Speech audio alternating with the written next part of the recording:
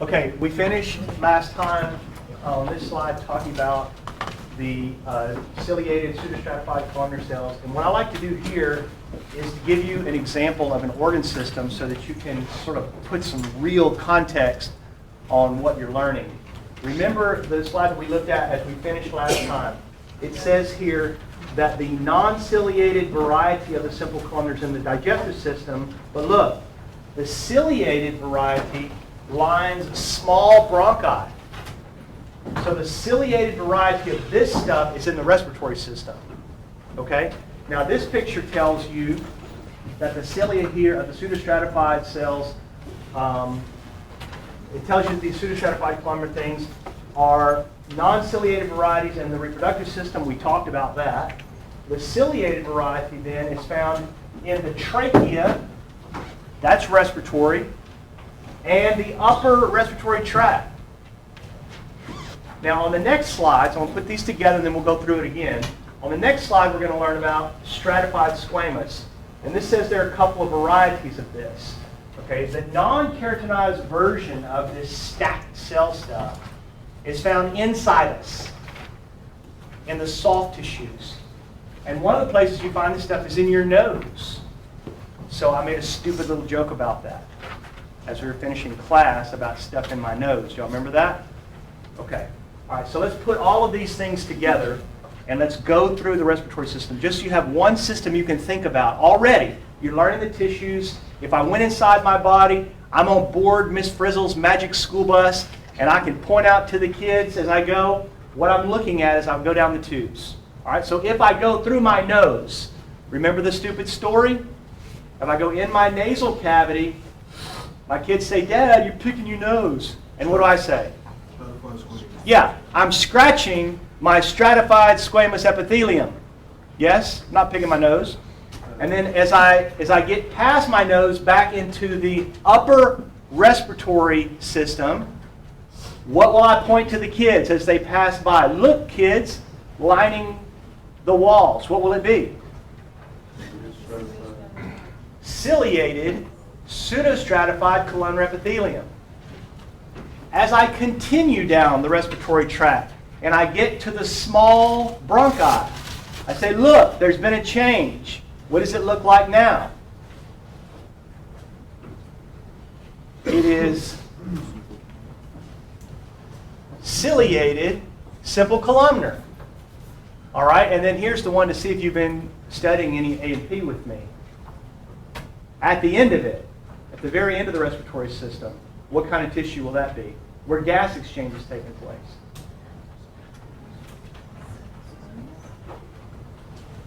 I'm at the end. I started with stratified squamous. I passed through ciliated pseudostratified columnar. I passed through ciliated simple cuboidal, and I'm at the very end. Now the gases need to move across. Oxygen and carbon dioxide need to be exchanged. What kind of tissue? What kind of tissue lining is that? Simple squamous, right? It's important. One flat cell on the alveolus, one flat cell on the capillary. Very short distance. Liquid on this side, air on this side. Gas exchange occurs very efficiently across those. All right. The next version of epithelium, we're moving to the stratified tissues. This is stratified squamous epithelium. And you can see there are a couple of varieties. We describe this stratified squamous stuff based on the presence of a protein. So this picture we will see again for test 1.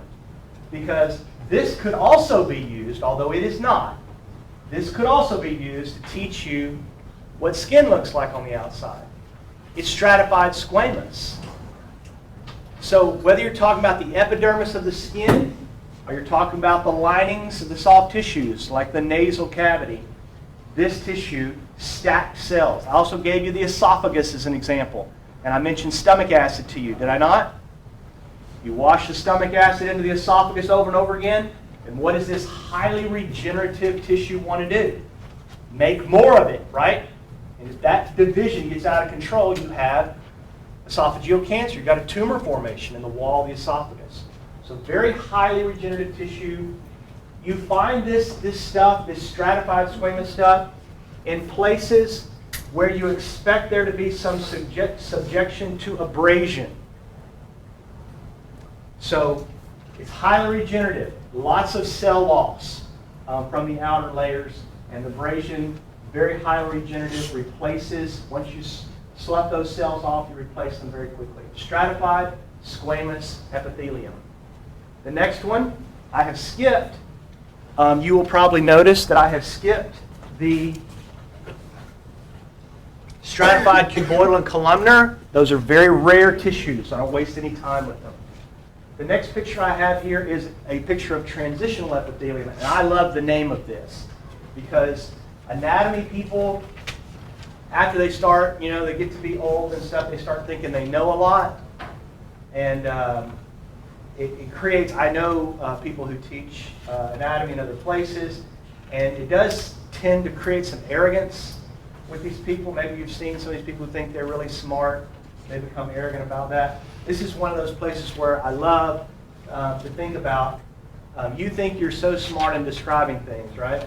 So every textbook has these neat little packages for how to teach tissues. They say, you teach it according to the cells. They're flat, they're cubed, they're column. They're one layer or they're multiple layers. And everything fits in that. Really? No, it doesn't. It doesn't all fit in that. This is a picture of the lining of the bladder, of the urinary bladder right here. And this is a picture of the bladder if there was no urine in it. So when there's no urine in it, you look at this and you say, that cell looks almost squamous. That one looks cuboidal. That one looks columnar. So how are you going to put this in your neat little package, you little smart aleck anatomist? There is no package for this one, right? And so this name, the name itself, is a cop-out. Do you see it? It is an admission on the part of the anatomist. I don't know what to call it. It's none of my categories. So it's transitional. I love that. It's transitional epithelium. If the bladder is full, this lining looks like stratified squamous. They're all squeezed flat. But this is a picture of the bladder empty, and you can see it's a transitional epithelium here. This stuff is found in the urinary system only.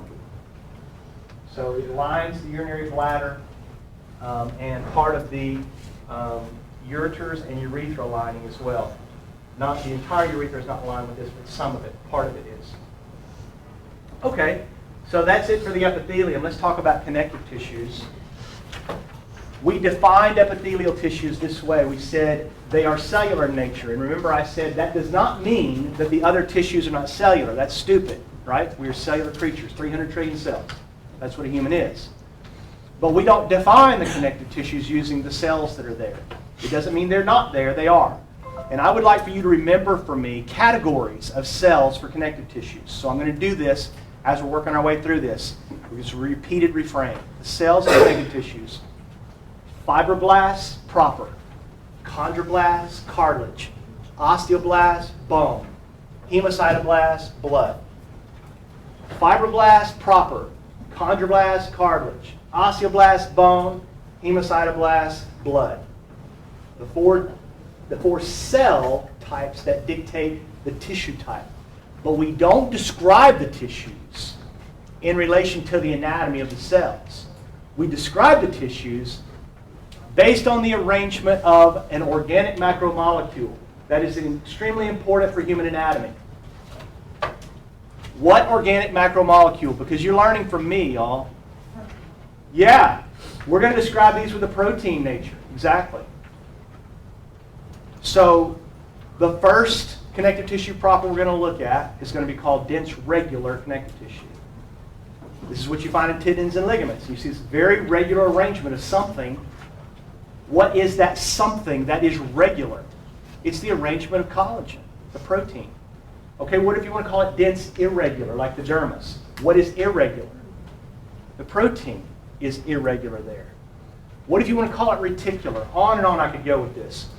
In fact, we could do that right through the rest of the tissues. When I get to muscles, I say, look, skeletal muscle is striated. What makes the striations? Protein. So I'm going to describe the anatomy with the arrangement of the protein, and I want you to learn the major proteins that describe each of the tissues. I'm going to point those out as we go. All right. So here are the 4 big categories. Connective tissue proper. We'll look at a few of those. Fibroblasts, cell type. Cartilage, help me. Chondroblast, cell type. Bone, osteoblast. Blood, hemocytoblast. Good. So here they are. The fibroblasts and the tissues that we will look at. We're going to look at areolar as our prototype, some adipose, reticular, dense regular, irregular tissues. These are the connective tissue proper. So we're going to look at examples of these. Cartilage, we'll look at 3 examples, hyaline, elastic, and fibrocartilage. We'll look at 2 examples of bone, compact and spongy, and then I will describe for you in very brief, sketchy description the blood cells and the reason we call blood tissue. Does that surprise any of you? I mean, if I said a tendon is a connective tissue, everybody goes, well, of course. It's a connective tissue. It attaches a muscle to a bone. If I said cartilage is a connective tissue, so I kind of get that, because most people know there's cartilage like in your knees. It's connecting things. That makes sense. If I say bone is a connective tissue, well, okay, it's the skeleton. But when I say blood is a tissue, everybody goes, isn't blood a liquid? Okay, so we'll address that when we get to it. But here are the major cell types that help us think about the 4 big categories of connective tissues. All right, well, let's describe what they do and how we would describe them in general, and then we'll start adding some more specifics. So they bind and support, they protect and insulate, they do transportation. This is not for you to memorize. Basically put, it is nearly impossible for you to go anywhere in the human body, anywhere, and make a cut and put that piece of tissue on a slide and not find some connective tissue. It's everywhere. So it has a lot of functional things, and we'll talk about some of those as we go through the examples. All right, characteristics. First characteristic is all of these tissues come from the same embryonic or embryologic origin. They all come from mesoderm, the embryonic mesenchyme. So if you're tracking the embryology, you can see these guys all have the same origin in their development. So that's the first major characteristic here. That's not true of the other tissues, some of them. That's not important for us, but I just want you to see it here. Second thing is they have varying degrees of vascularity. What does it mean for something to be vascularized? If it's vascularized, what is a vascular system? Anybody? Okay, it makes you think of the heart? Good. Blood, yeah. So if it's vascularized, it means it has blood supply. There are blood vessels there. So to say something is avascular in anatomy would mean it is not vascularized, right? Okay. So that was a word we used to describe epithelial tissues. Remember, they're not vascularized. No blood vessels in the epithelium. Connective tissues have varying degrees, and these are the 2 extremes that are listed in parentheses: the dermis and cartilage. The dermis of your skin, that's the second layer in. Epidermis is stratified squamous. We just saw this. Stratified squamous epidermis. The second layer in is dense irregular. You haven't seen it yet. But if I say dense irregular to a group of introductory A&P kids, and they've been in my class, and I say irregular, they're already thinking something. What are you thinking? If it's dense irregular, what you're thinking? There's an irregular arrangement of the proteins there, right, that describe the tissue. Okay, so dermis is going to be dense irregular. Dermis is highly vascularized, as incidentally most connective tissues are.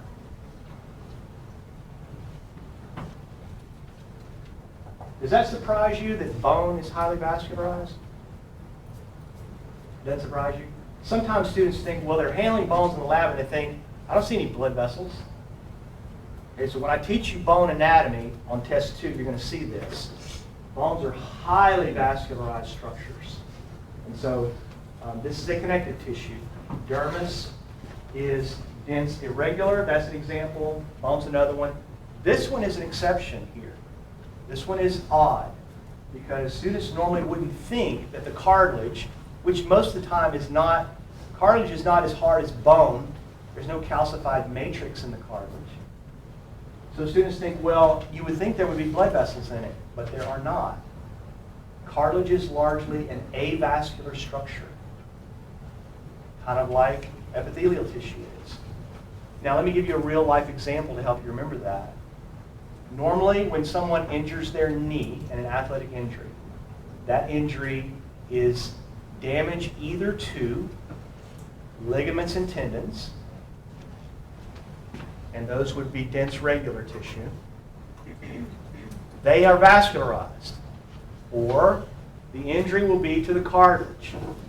So the bones have a cartilage lining on them, and then in your knee, there are 2 fibrocartilage pads that sit in your knee. They're not vascularized.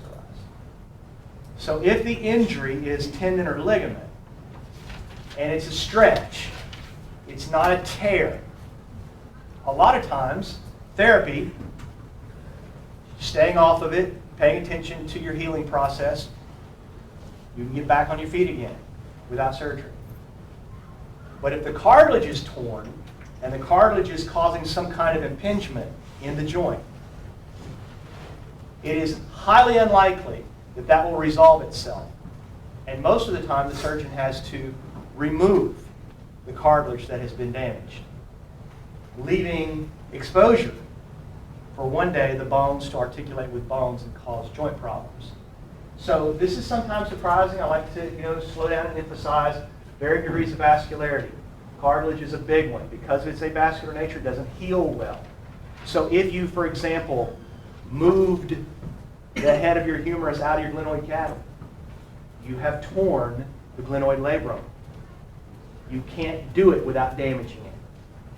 It sits like a soft covering around the head of the humerus. If you push it out of there, you're going to damage that cartilage. Most of the time, your pitching career is now over when that happens. You damage the acetabular labrum in the hip, you got major problems. This is what happened. This is one of the things that happened with Bo Jackson's injury. The cartilage was damaged. The blood vessel that passes through the ligamentum teres was torn, and he got necrosis all over the head of his femur. They didn't even know it. So he lost his career in football because of that. It was really a mistake in imaging. So, varying degrees of vascularity, just to get your interest going. The cartilage itself has a non-living extracellular matrix that has ground substance and fibers in it. Now, most of the time students see non-living extracellular matrix and their eyes roll back in their head. Like, what do you mean it has a matrix, all right? So let's look at this as we go forward. I'm going to describe this to you in more detail. So the non-living extracellular matrix is sometimes referred to as the ground substance. And this is an unstructured material that fills the space between cells. Now, this ground substance and what it contains, the fibers that are contained within this ground substance, will help us define each of the connective tissues. What I don't want you to get, the impression is, what the impression I do not want you to get is that this ground substance is unknown. Okay? Whenever the original histologist, Hooke and his cronies, began to use microscopy to describe what they were looking at in living tissues, they described the cell as having a non-living matrix in it. It came to be known in textbooks as the cytoplasm. Now, any of you who've had even a very elementary presentation to you about what's inside a cell cytoplasm, you were taught at some point in your life it has a nucleus, and it has ribosomes and Golgi and all that. And then the cytoplasm is it unstructured? Is there nothing there? Do we not know what's there?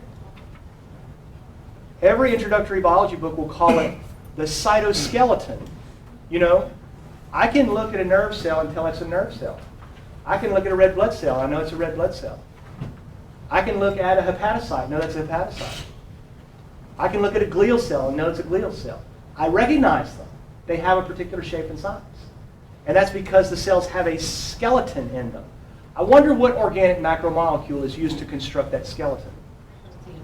You guessed it, proteins. Actin, tubulin, these are proteins that build the skeleton inside cells. Now, we're in the connective tissues, and we're having this description of this unstructured material of the space between cells. So you want to take a guess? Do we know what that is?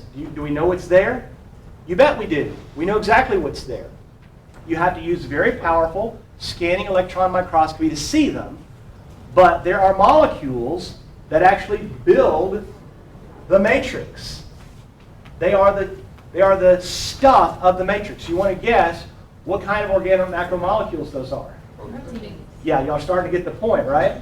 Now, these proteins have some sophisticated names, and I never go through all the details in this class with the students. If you want to know all the details of these structures, you take the upper level, all right? Because they went through it last week. But I can tell you the gist of it because you've heard some of this. The proteins that are there are called, you don't need to write this down, okay? Don't panic on me. The proteins that are there are called proteoglycans. And they're built out of these protein cores, just like you have you just draw a curved line on a page. And off of those protein cores, there are these linker proteins that are stuck to the core. And each of those linker proteins has additional molecules, these really weird repeating disaccharide units that are attached to them, so that it creates a kind of structure that looks like a bottle brush. So if you can imagine, my arm here, and off of my arm, I've duct taped, dozens of bottle brushes sticking off of it. That's what a proteoglycan looks like. And the little molecules that are attached to make the bottle brush, the bristles of the hairbrush in the analogy, are called glycosaminoglycans, or GAGs. And here's some of their names. Listen. They are chondroitin sulfate and hyaluronic acid. Has anybody in this room heard of chondroitin before? Okay, so here's your assignment then, right?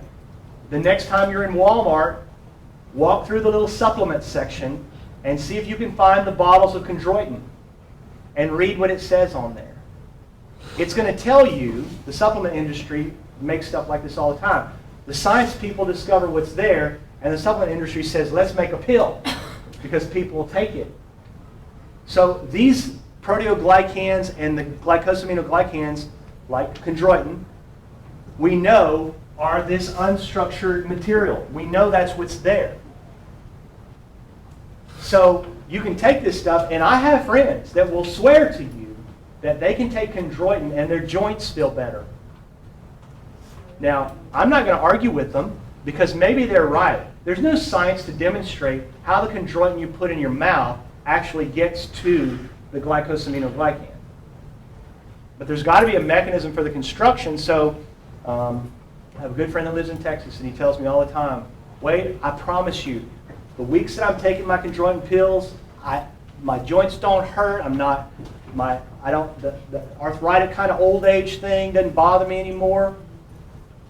What is the purpose? It's because the science taught us that this was a molecule in the connective tissues. In addition, the concentration of those things will sometimes dictate how the tissue feels. So it's ligament, you put in your hand, it feels different than cartilage. Why do they feel differently? It's because of this ground substance, the proteins that are present within the matrix. Now, I'm going to show you one more picture when I leave this, that some of the, I try to make this point very early in all the anatomy classes that I teach because I feel very passionate about the idea that whenever people are in the arena of religion, they should either learn the science before they try to use the science in their religion, or they should not talk of it. I'm going to show you an example. Some of you have probably seen this before. This ground substance right here that's within the matrix is actually linked together with a number of what are called adhesion molecules, and they're proteins as well. The glue, if you will, that holds the ground substance together. And there are proteins like laminin and fibronectin that do that, and many others. So I want to show you a picture of it and show you what some of our friends in religion do. I don't